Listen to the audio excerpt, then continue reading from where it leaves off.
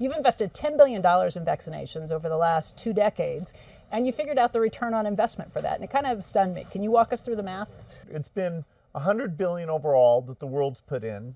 Our foundation is a bit more than $10 billion, but we feel there's been over a 20-to-1 return.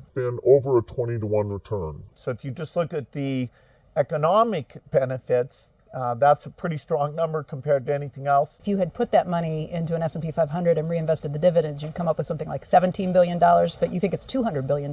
Here, yeah. I felt a little bit achy, but nothing to be bothering or distracting me. Went to bed last night, had a good night's sleep. Woke up this morning. The only thing I have is just a little bit of a soreness in the arm. Otherwise, I'm doing really well.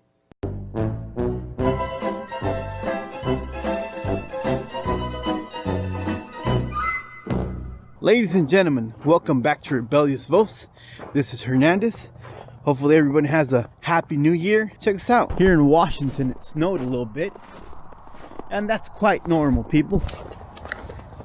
It's not a COVID symptom as well. And how about that COVID, people? All those cases turning up everywhere. The COVID is going wild. So wild.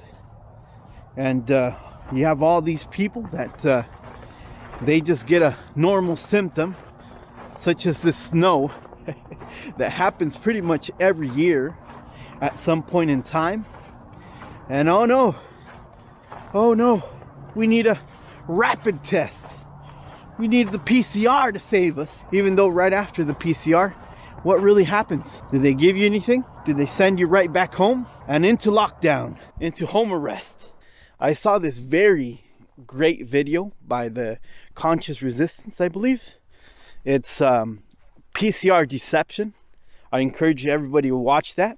And the COVID is so powerful that it has taken over the flu this year. The flu is almost non-existent. And there's some people out there that are thinking for themselves and saying, hey, that's a little weird, isn't it? Back on December 9th, Carl DiMaio was talking about that. Healthcare experts and administrators who want to remain anonymous have tipped us off to basically a non-existent flu season. Last week, we only had 2 cases of the flu diagnosed. 2. The same week a year ago in 2019, it was over 200. We have 17,000, give or take, flu cases diagnosed in San Diego County every year during the normal years. This season, we only have 36. We should already be on pace to be in the thousands of flu cases. So in talking with the experts, what they have said is that it can't be explained by, well, people are socially distancing and wearing masks. If that were true, then we wouldn't have as big of a spike with COVID. What they are now suggesting is that many of the symptoms of the flu are prompting people to go in to get COVID tests. And as a result, they are testing positive. There was also a recent article in California in the Contra Costa County where 3 doctors challenge Contra Costa public health officials. 1 doctor gets removed and 2 reprimanded. For what? For questioning the mainstream narrative. As you know, anyone with the mainstream narrative or that partakes in that does very well and actually is making some money. Can you believe that?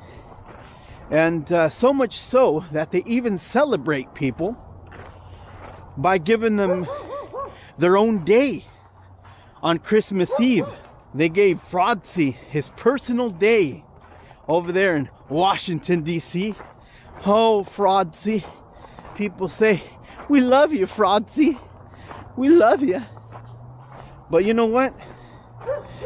You're only applauding a man who's making money while a lot of us aren't. A lot of our compatriots have their business shuttered and aren't able to make the monetary gains that they would have made had this not been happening. While Fraudzy has plenty of patents or royalties making money as they sell. Even a questionable contract struck between the Pentagon and a certain company for a certain thing that can't be mentioned. Oh man, it's incredible that many can't see through the scheme. Oh, weird with the cold. This cold affects everything. It affected the camera, even the gimbal. It was going nuts. Had I been one of those people that believe in all the things the mainstream media's trying to put us in fear about, I'd probably go get it tested. It might be a COVID symptom. We gotta think beyond. Actually read. I remember when this started, reading that bogus study from Kai Day and Goldstein that was based on computer models. That was that study that prompted Inslee here in Washington to say that if everybody wore masks, 80% of the population wore masks, this would be stopped. And of course, here we are so many months later, and they got the roll up the sleeve movement right now that is being advertised and force fed into people, because that is the only solution. And it's not just coming out of one fountain. Oh no, it's coming all out throughout society, saying this is the answer. The answer.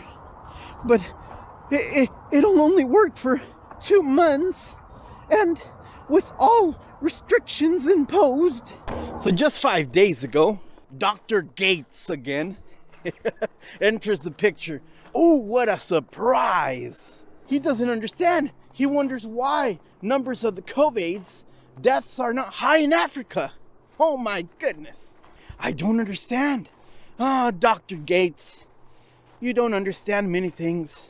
Many people in the new normal continue to think with their TV and not with their own mind. However, do not lose hope. There's still hope, and there's still fight in all of us. Hopefully everyone is doing their part to stay healthy, going on a nice walk. I mean, this is beautiful. Nature is amazing. And it's up to us to get out here and do something for ourselves. Because we only play part into this if we let our mind wander into the agenda, and if we choose to accept that agenda, then we go downhill. We all do. So it's very nice to get out here, take a walk, take a run, bike, do anything, play some pickleball. It's also good to be able to feed your own spirit with a little meditation, prayer, you know. Do it. Don't just die in life. You're alive. Shouldn't you be celebrating each day? Many people have loved ones that have passed, not because of the COVIDs, as we're being told, but because of underlying conditions, because of lifestyle choices, and many other things. But they no longer have the chance. Live the life that they are not able to live themselves anymore. You're still alive. You open your eyes to this and see beauty in each thing, each and everything, no matter how minuscule. Even at times we feel very small, tiny in this world. Stand strong, stand united. I know that it's hard to be a rebel every single day, you know, knowing that there's gonna be this next confrontation, or someone says some crap or makes a smart remark, and you're like, maybe I'll put this damn mask on. I know it's difficult, it's hard, and you might fall into the influence or fall into the coercion of someone and someone's words. But even if you fall, you can still get up. You can still knock out. Don't let what you believe and what you've read, what you've uncovered, and truth be ran over. You defend that truth. Even if at times you fall, you defend that truth. You defend your freedom. At the same time, you are defending everyone's freedom that does not understand yet. And I thank you for that. And believe me, you are not alone. Hello, and welcome to day 28 of my non-essential walk in Los Angeles. And today I'm out not only walking, but I'm violating the stay-at-home order that has been extended indefinitely by Gavin Newsom here in the state of California, which means that I am definitely not going to stay at home. Not today, and not any day.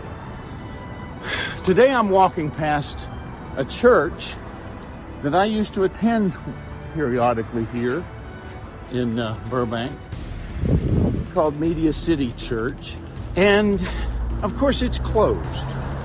They're having services that are streamed over the internet, and you can come and sit in the parking lot, but you can't go in that building and go to church because that's not safe. Now Walmart's safe, Costco's safe, largest IKEA in the world is in Burbank. That's okay, but you can't go in that church because it's too dangerous. I'm telling you right now, these ministers that are closing their churches, that are not giving their congregation the freedom to choose whether or not they come to church during this pandemic to make their own decisions about their health. You ministers are serving someone other than God. I'm sorry. Matthew 18:20, whenever 2 or 3 of you are gathered in my name, I am there in the midst. You guys need to rethink your positions here. The government is trying to destroy religious freedom, and that's why this country was founded. A totalitarian state cannot exist if people believe in God, and that's why the first thing they try to do when they take over the government is get rid of the churches. Stop helping them do it. Open your churches up. Let people make their own decisions, you know, like they do in a free country.